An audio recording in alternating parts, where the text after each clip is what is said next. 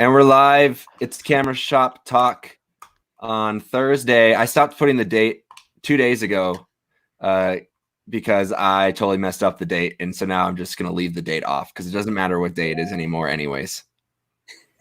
Am I right? This is all one long day. It's all long one day. As they say in Australia, it's just day. We have a special guest today. It's Broncos team photographer, Gabriel Christus. Thanks for joining us, Gabe. Thanks for having me. And I've been hounding you for like a week now, trying to get you on the show.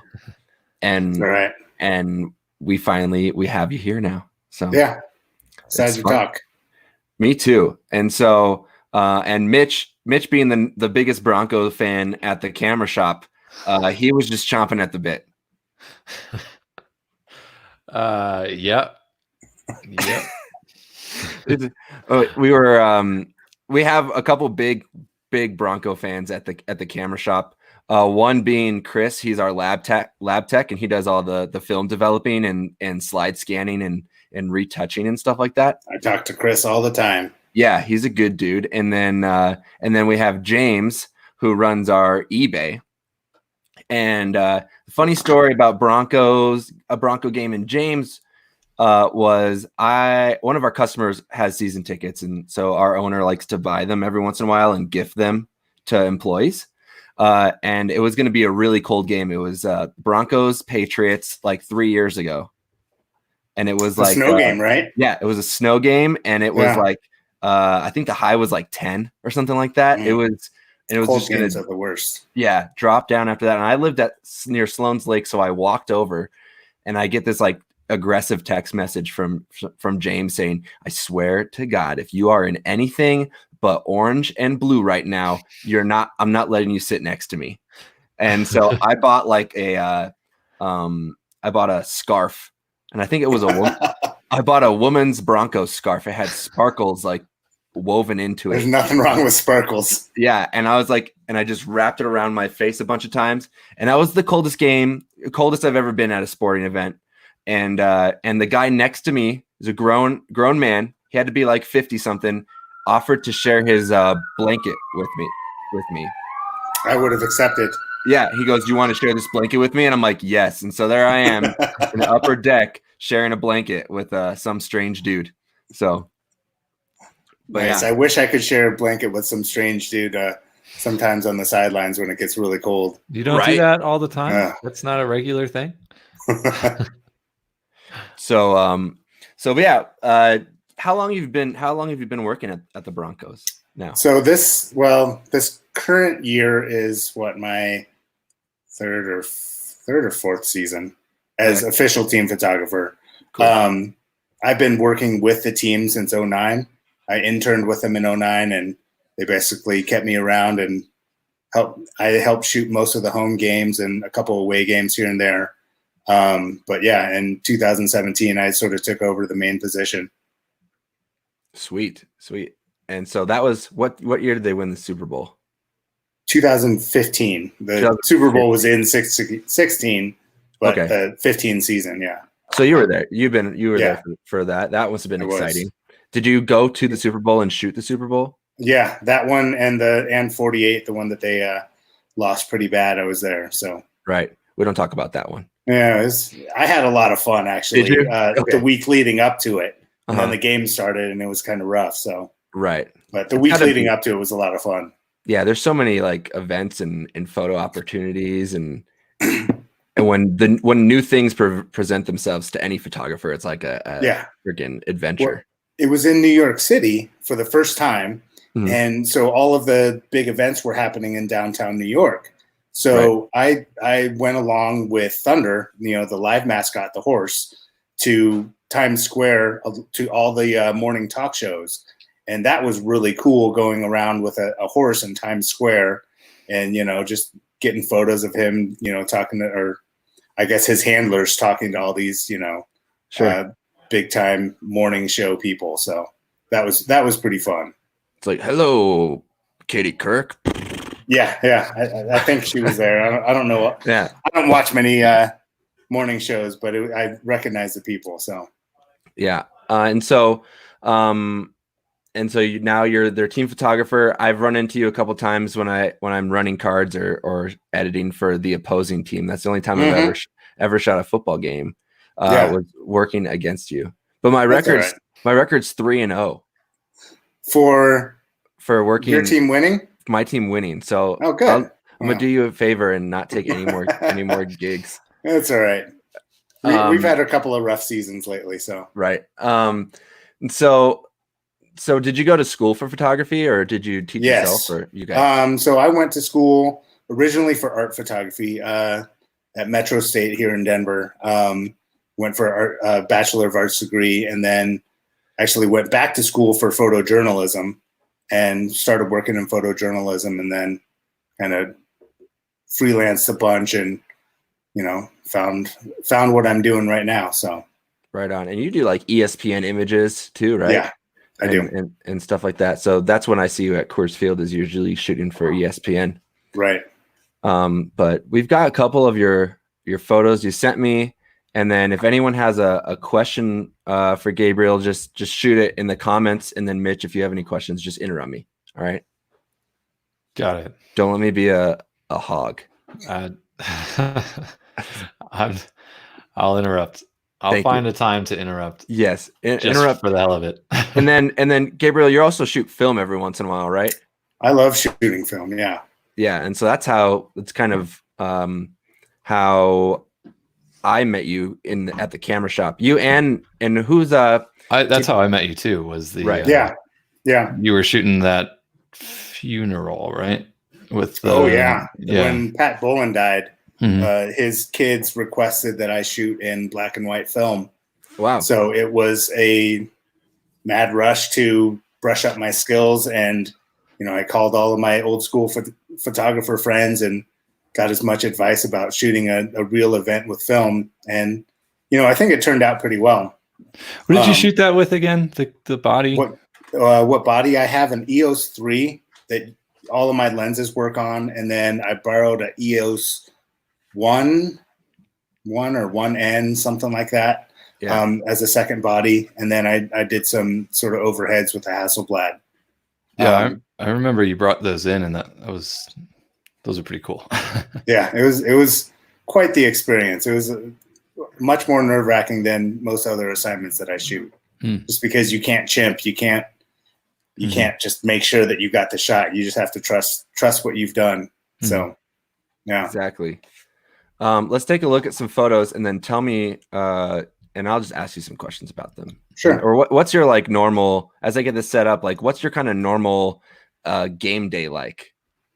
I'm usually there like 3 to 4 hours before the game. I get myself set up. I find out if there's any special projects I need to be working on as far as certain players or certain events happening during the game.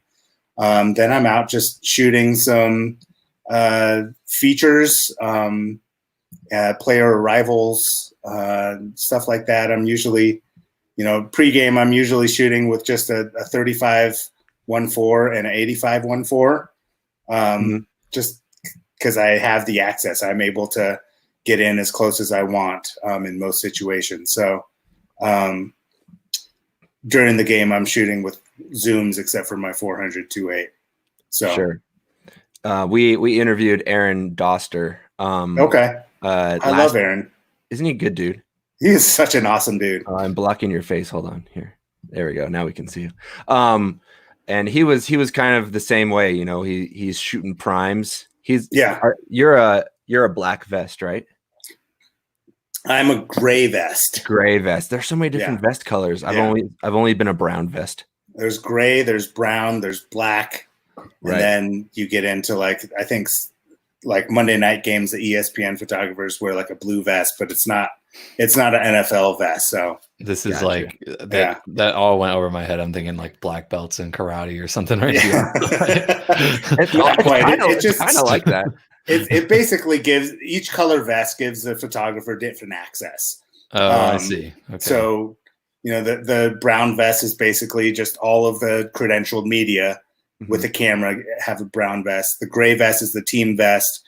So, they're allowed to go a lot more places, be on the field during pregame.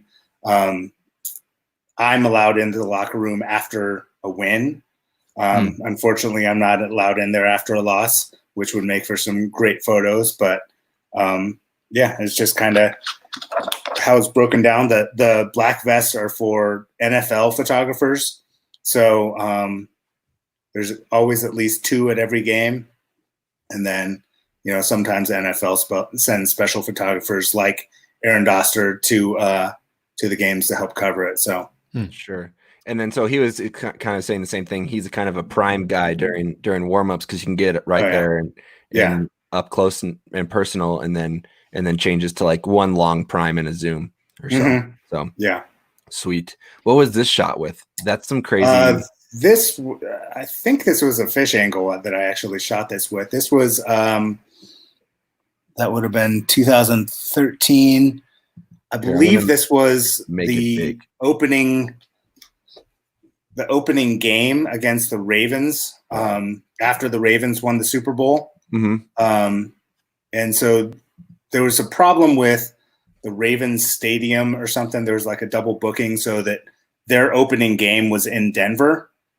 So we started off the NFL season. So of course I went up top and tried to make a picture, and things just worked out where this lady right in front of me was just going wild, and it kind of just added a little something extra to the photo as opposed to just like your average, overhead shot with, nice sky. But you usually don't have fans reacting like that in the foreground. Yeah, if you're a fan, here's a tip for anyone listening. It's a fan of a sport. If you go to the opening game or the opening day, or if you're at a big game and something good happens, throw your hands up in the air, and a photographer will thank you later.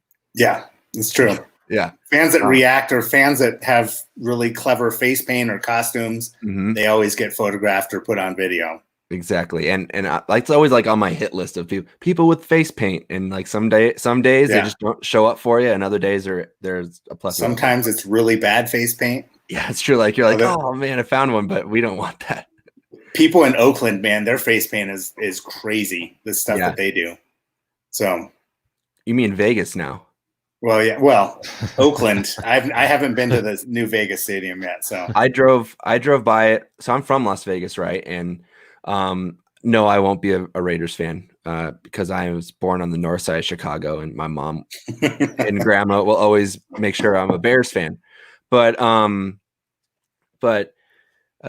I drove by that Allegiant Stadium in Vegas. It looks like the Death Star. Well, it's all black, right? Yeah, it's like all blacked out, and I guess it looks pretty crazy at night too. Now I gotta look this up. He's like, what? Allegiant. Is that what it's called? It's Allegiant Air, which is really funny, and I don't want to like start bashing another Fortune 500 company, but Allegiant Air is the worst airline on the face of the planet.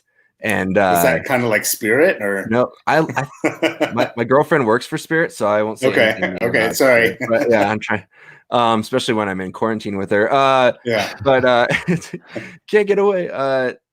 No, I feel like it's like the worst. The time on we were never on time, and it's always like scorching on the flight, no matter what elevation you're at. You're always just sweating. I feel like. Yeah. But are you looking at it right now, Mitch?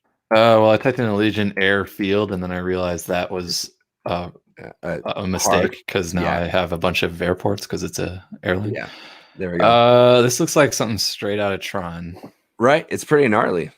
It is. It looks really clean, though, right? Yeah, I like it. It's going to be a really nice stadium. Vegas does stadiums really well. T-Mobile Arena was beautiful. Oh, that is a beautiful stadium. I think we're going to see all kinds of stuff going on there. Yeah. It's super cool. This big opening, is that real? This big. Yeah. So like they have this gigantic opening that shows the strip on the other side of it. Oh, wow. Really? Imagine the photos in there. If you shoot through that and frame the strip. I'm excited to shoot in there.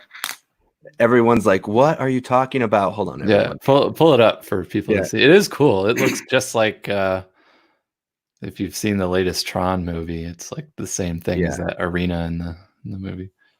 This is let's pull out what it's supposed to look like. And then let me put this full frame on how do I do this? There we go. Oh boy. This was easier. This is easier said than done, everyone. Trying to find the right photo. And then we're gonna get back to talking football. Oh, no worries. So, I promise. Let's see. Boom, boom, boom, boom, boom. I love just like stadium atmosphere though. That's Look like at this thing. Oh, damn. Yeah, it's gonna look like that's like the mock-up. And then if we click on this, click on that. This is what it looks like. I'm getting really good at sharing the right things on the screen. All 6 people watching are still locked in. We appreciate you. Look at it.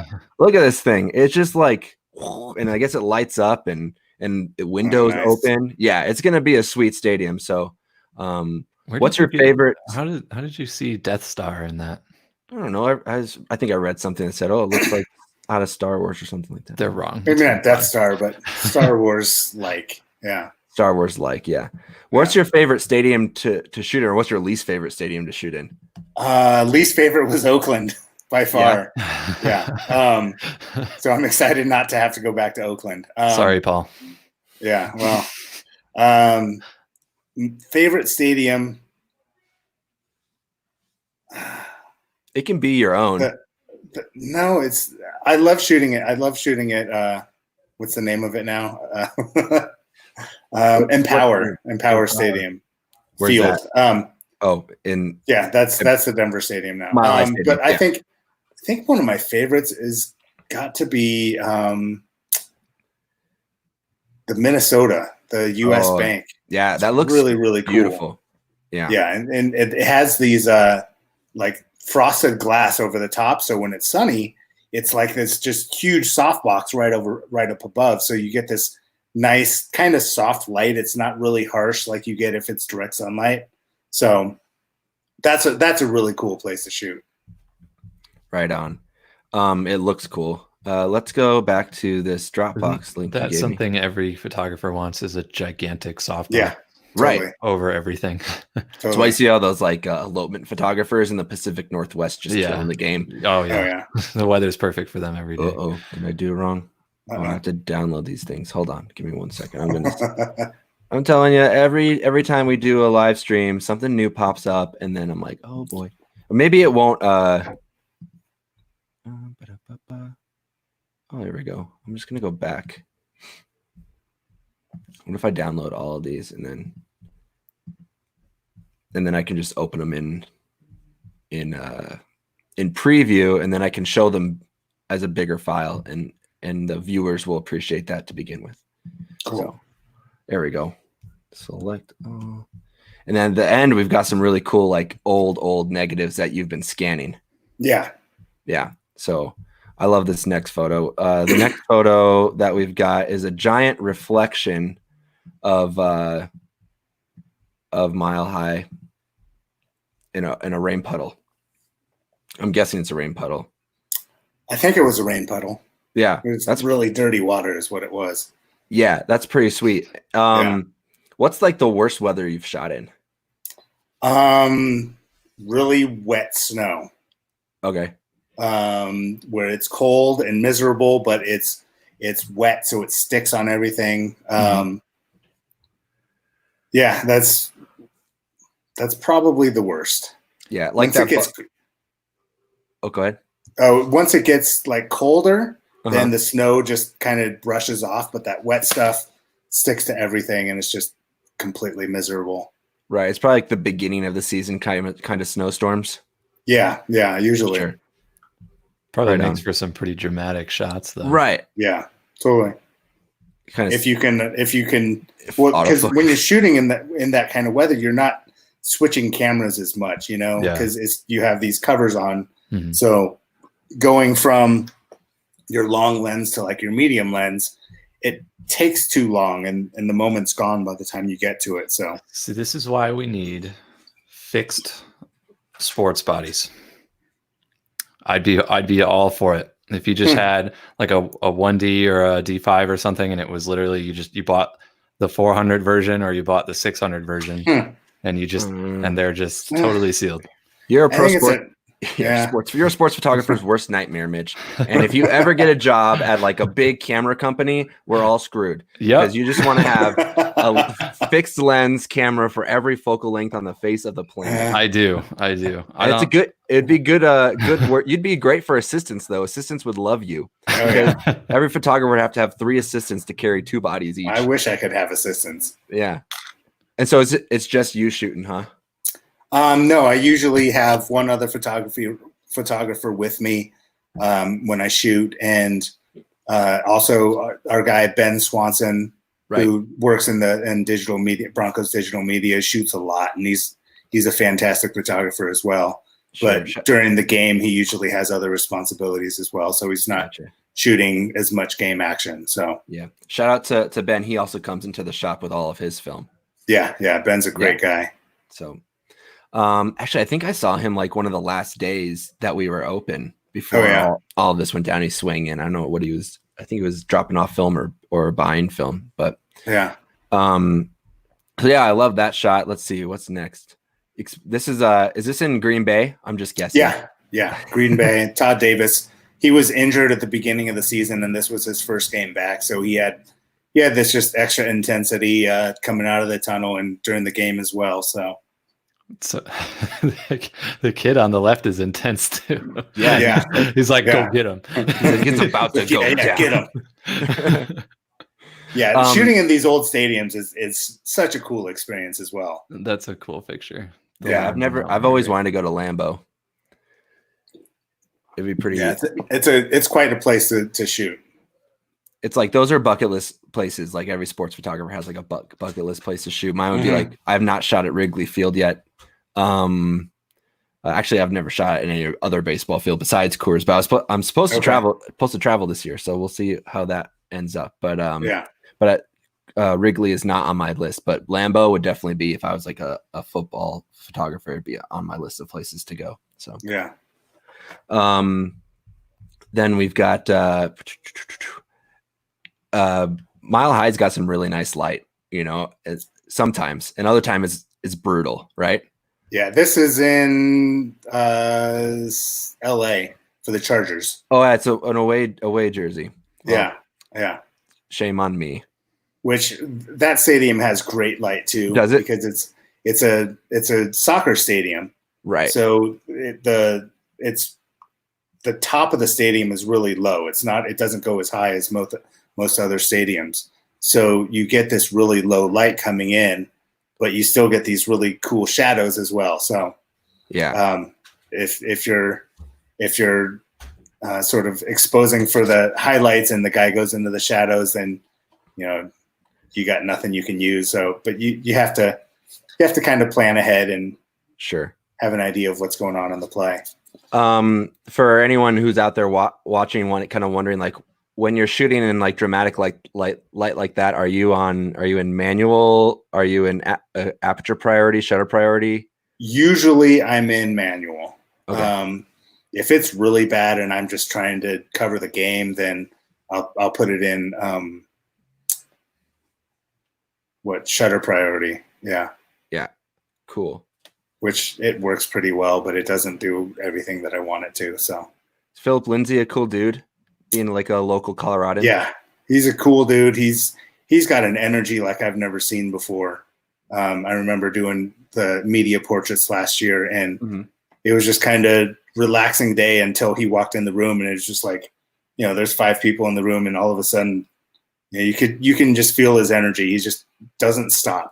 He doesn't stop moving. He doesn't stop talking. He's a cool guy to watch and be around. Sure. What's a media day like photo day for an NFL team photographer? It is nothing like your guys' media day. I wish I had a media day like you guys. Oh, really? Yeah, because you guys basically get everybody and you get time with everybody, right? Yeah, we get about 90 seconds with each player. Oh, wow. That's really quick. Yeah, I thought you guys got more time. No, we usually start at the green screen, like the scoreboard. They'll get a little more time. They get about like 5-10 minutes. Okay. But we have like a photo day, and it starts at like 6:30 in the morning. Yeah. And we're usually done by 8. Oh, really? Yeah. And so we don't get much time with anyone. So that's why we have like 3 or 4 sets with like 3 or 4 photographers shooting for us. so we can just kind of run through. Or we'll like this year I shot like the yearbook photo, and then I backed up, and on the same exact set on my other body I had a 135 catching a flare, and that was kind of like our second set. Oh, nice. But yeah, so we kind of try to make the most out of our time. But yeah, so with us, I mean, I get more time with the guys, but I only get about 15 players. Oh, okay. Yeah, all like basically the starters come through, or like the big names, you know, because last year we got Flacco and we drafted a quarterback, so both of those guys came through. And the thing that's tough about it is the players are given a window throughout the entire day to stop by, so they come by when they want to come by. Oh, really? As opposed to them all like coming through one by one. So it's a long day, but most of it's just kind of sitting around waiting for someone to show up. Sure. That's sports photography in general. When you're not at a game, you're usually just waiting. Yeah. But neat. That's pretty sweet. I don't even remember who that was that did that. You don't know by like their gloves or anything? I'm joking. I'm giving you a hard time. What's could have been Von Miller. I don't know. What's written on the ball there? So that's a Vikings ball because it has their logo on it. Right. And then I think they have the balls numbered so that, and also like different balls are used for different things. So there are specialized kicker balls. There are, and I think it's the quarterback gets to pick which balls want to be used heavily, you know, like, so he picks out his favorite balls. Those are the first go-to balls. And then if they run out of balls, then they kind of go into other stuff. But yeah. Neat. Especially quarterbacks are really picky about the balls that they're using. Right. Let's see. This seems like a once in a lifetime kind of shot on the, or are they always just chilling like that? No. This was where was this? This was in Houston. Okay, so the Broncos just destroyed the Houston Texans this game. And these guys were all rookies. This is all their rookie season. So, you know, this is their 1, 2, and 3 picks from the draft. Dalton Reisner, number 66 on the right-hand side, you know, he hits me up all the time for photos, lets me know what he's doing. If he's going to be coming in wearing something outrageous, he lets me know. Sweet. So he pulled me over and he was like, hey, I need to get a photo of me and Drew and Noah. Mm-hmm. And I was like, all right, cool. So they kind of got it together, pulled me onto the bench, which usually I'm not allowed on the bench, and, you know, got a cool photo of them. But it was just something that doesn't happen very often. So I thought it was really cool. Right. You're going to look back like they're going to, like, even if you're not there, like they're going to look back in like 10 years from now and be like, dang, like I hope so. That's an epic photo. Yeah. So you are allowed in the locker room after a win. After a win, yeah. Yeah. So this was after that game, actually, where Kareem Jackson spent most of his career in Houston as a safety, and he came in. He had just the game of his life against Houston, and so as soon as he came into the room, the whole locker room went wild. Awesome. So, yeah, that's sweet. And then Von Miller, what a beast! It's been a pleasure shooting this guy for his whole career. I mean, he's a fun dude. And he's always joking, yeah. So what's going on in this photo? So this is kind of like the quiet moment before or after a game? So this is after a game. Okay. I don't remember who they played this game, but they won. And usually in the locker room, you know, the celebration, I shoot the, speech by the coach and, you know, get some just celebration photos here and there. And as I was walking out, it was Von Miller and Drew Lock were sitting on the ground signing each other's jerseys, which usually happens on the field with the other team. Mm-hmm. I had never seen this happen inside the locker room before. So, you know, I stuck around and Von's waiting for Drew Lock to finish signing his jersey so they can swap jerseys. So neat. Yeah. That's pretty cool. And then this is a great photo. I love close-up portraits. What lens is this, a 400? This is probably the 300. 300? Sometimes I'll shoot pregame with a 300 and a 35 as opposed to a 385 and a 35. So right on.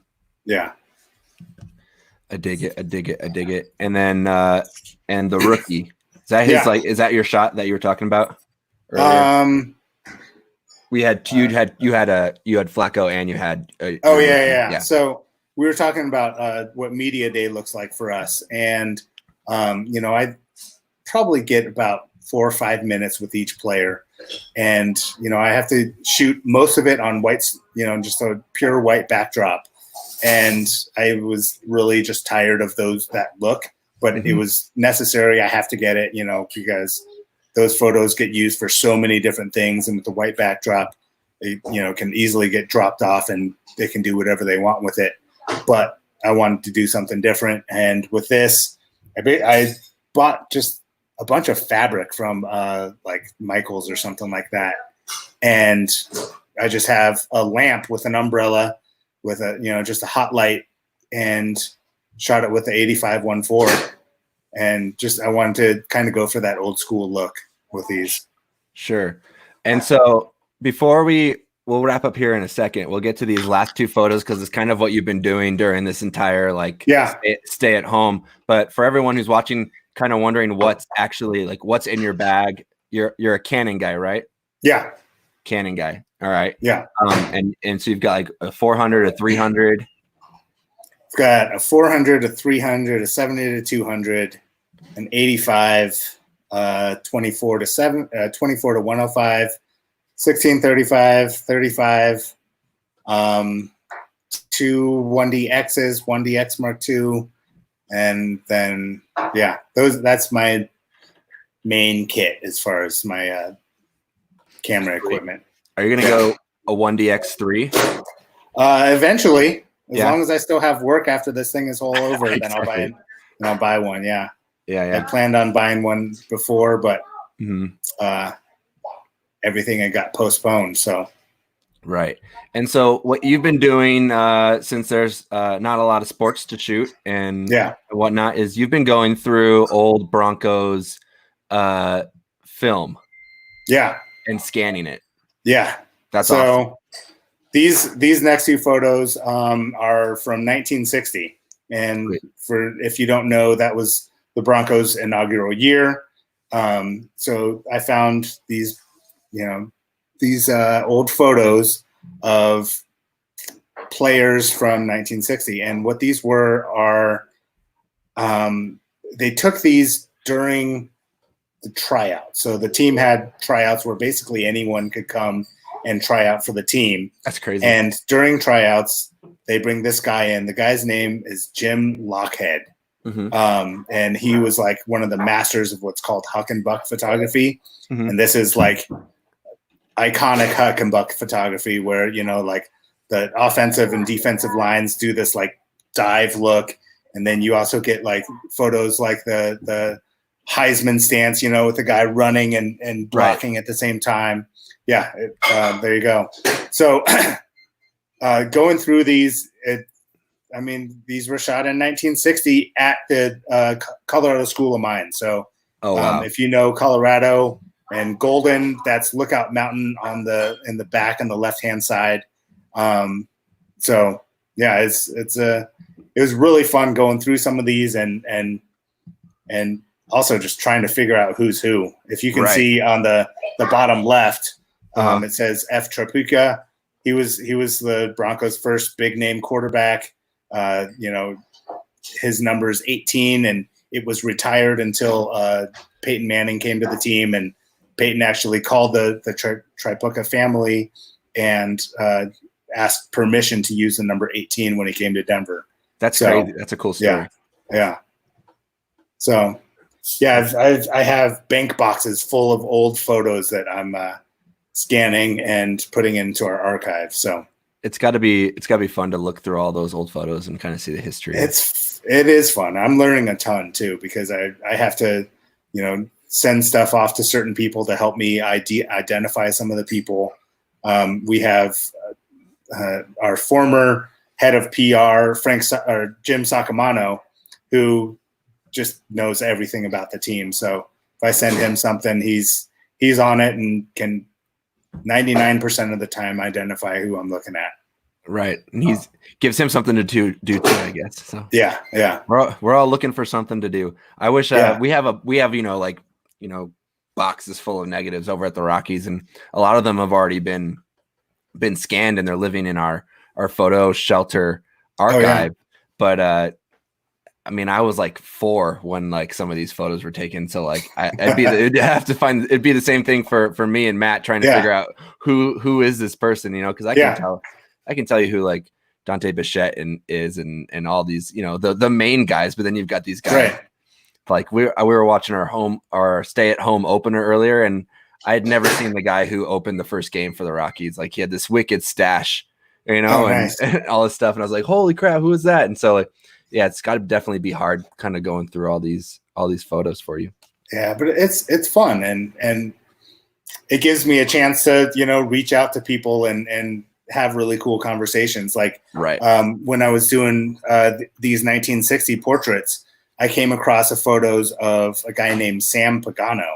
Uh-huh. Sam Pagano is Chuck Pagano's father, and also John Pagano's father. Who John Pagano is just hired him as the Broncos, I think, the linebackers coach. Mm-hmm. Anyways, Chuck Pagano is a very successful head coach in the NFL, and Sam Pagano tried out for the Broncos in 1960, didn't make the team, and ended up being one of the state's most winningest high school coaches. Oh, I think he coached in Fairview or something like that, in Boulder. So he's actually in the Colorado Sports Hall of Fame for being a high school football coach. But it was cool to find some old pictures of him, and I sent them off to him, and he gave me a call and had a nice little conversation with him about what it was like back in the day. So that's neat. You're gonna be like the team. What do you call it? I had the word, but then historian. There we go. You're gonna be like the team. That's all Jim Sacamano, man. That guy knows everything for sure. Yeah. So right on, man. Well, thanks for hanging out with us and talking football and shooting sports and whatnot. For sure. And we'll have to meet up and walk 6 feet apart from each other. But you're right down the street from me, so yeah, for sure. I think Bird Call is still delivering. They're still open. We still go there every once in a while. So. Yeah. So I mean, an original Bird Call sandwich with some fries and a vanilla the Nashville Coke. Hot is amazing.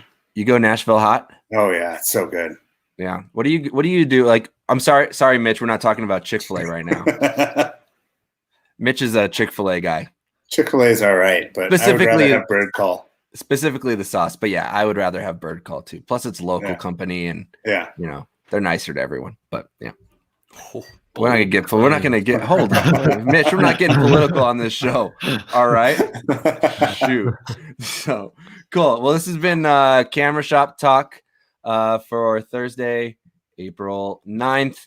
And we had Gabriel Christus, the Broncos team photographer, on. So thanks for watching, everyone. Again, there's a link to our eBay where you can buy a $25 gift card for $20. Buy as many as you want. And, they add up. So I'm not going to do the math because I studied English and journalism. I didn't study math for a reason, so I don't have to talk about it off the top of my head. But if you buy enough, then, you save more. It makes sense, right? Oh, that was great. Thanks, Mitch. I appreciate you. Sweet. Tomorrow, we've got Jason. He's a local concert photographer, fashion photographer, and he shoots for really big like EDM artists at Red Rocks. So he's going to be talking concert photography with us. And then on Monday, we've got Brittany, and she is a food photographer. We're going to talk about how you can, make your homemade tacos look better. Food photography is hard, man. For the gram. I'm telling you. Do they ever make you take pictures of the food at Mile High? Not there, but when I worked at the newspaper, I would have to do a lot of food photography. Right. Like every year, the Rockies have some new menu item. And last year, I think there was like a different play on Colorado Rocky Mountain oysters, which are basically buffalo testicles. So that's the first time Which are testicles actually been really fed on good. the show. That's awesome. But we had to have it at 9:00 in the morning with like cocktail sauce. And of course, I'm not going to like let delicious fries just sit there after I take their photos. So I had some. But yeah, we always have to take new photos of some of the food. And it's always hard you have to find the good light, Oh, yeah. So it's hard to make French fries look appetizing sometimes. You need to spray them down with water. Exactly. Yeah. So make them look good. We have a comment before we go. Oh, Gabriel is the best. Heather says. Oh, I love Heather. And then Adam also says you are the best. So it's got to be true. It's got to be true. This has been Camera Shop Talk. We'll catch you tomorrow, same time, same place. See you guys later. See ya.